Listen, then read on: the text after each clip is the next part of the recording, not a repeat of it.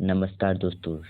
CMIE centre for monitoring Indian economic के अनुसार unemployed लोगों की संख्या 8.8 मिलियन से 8.8 मिलियन से बढ़ी है। इसका मतलब 428.4 मिलियन से यह संख्या बढ़कर अब 437.2 मिलियन हो चुकी है अप्रैल 2022 तक। तो आइए समझते हैं इसके प्रॉब्लम सॉल्यूशंस क्या हैं। सबसे पहले जानते हैं एम्प्लॉयमेंट का मीनिंग क्या होता है। तो employment means a state of having a paid job. So this means that if we are doing any work and for this we are getting paid. आइए समझते हैं इसके पीछे रीज़न क्या है। सबसे पहला रीज़न बताया जाता है कास्ट सिस्टम। कई बार ऐसा देखा गया है कि डिजर्विंग कैंडिडेट काम नहीं पा सकता क्योंकि वे छोटी जाति या किसी और जात से बिलोंग करता है और वे एक पर्टिकुलर कास्ट के लोगों को ही वो काम दिया जाता है। जैसे इंडिया में सबसे बड़ी प्रॉब्लम है टेम्पल्स के लिए। टेम्पल्स में आप देखेंगे छोटी वर्ग के लोगों को मंदिर में घुसने, प्रवेश करने तथा किसी भी उनके काम में पार्टिसिपेट करने का मौका नहीं मिलता। सेकेंड है slow economic growth.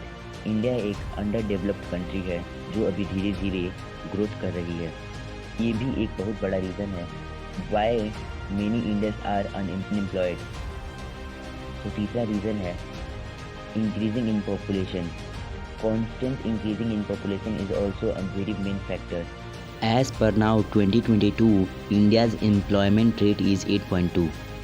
So unemployment के पीछे चौथा रीज़न है एग्रीकल्चर इज सीजनल ऑक्यूपेशन। जैसा कि हम जानते हैं भारत की लगभग 70% आबादी एग्रीकल्चर पर डिपेंड है, लेकिन इससे बेनिफिट तो जीडीपी में 17% का होता है, लेकिन डिसएडवांटेज ये है कि कुछ समय के लिए फार्मर्स एम्प्लॉयड तो हो जाते हैं, लेकिन उनके क्रॉप्स के सीजन जाने के बाद वे फिर अनएम्प्लॉयड के कैटेगरी में आने लगते हैं। पांचवा रीज़न है जॉइंट फैमिली सिस्टम। जैसा कि आप जानते हैं इंडिया में काफ़ी बड़े बड़े परिवार रहते हैं जिनकी बिजनेसेस हैं, वे सभी लोग एक ही बिजनेस पे डिपेंड हैं।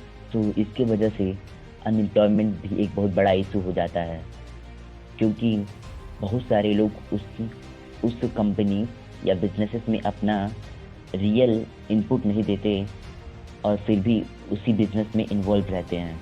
छठा फैक्टर है fall of cottage and small industries. Industrial revolution छोटे वर्कर्स जो स्मॉल इंडस्ट्रीज में काम करते थे उन्हें अनएम्प्लॉयमेंट के राह पर लाकर खड़ा करती है। And after that our seventh point is defective planning. There is a very wide gap between the supply and the demand of workers in India. कई जगहों पे देखा जाता है कि वर्कर्स की कमी होने के कारण काम ठप पड़ जाता है और कई जगहों पे वर्कर्स की होड़ लग जाती है कि काम कौन करेगा। Remote areas labour are always cheaper than that of the urban areas labour. सबसे पहला सोल्यूशन हो सकता है चेंज इन इंडस्ट्रियल टेक्निक।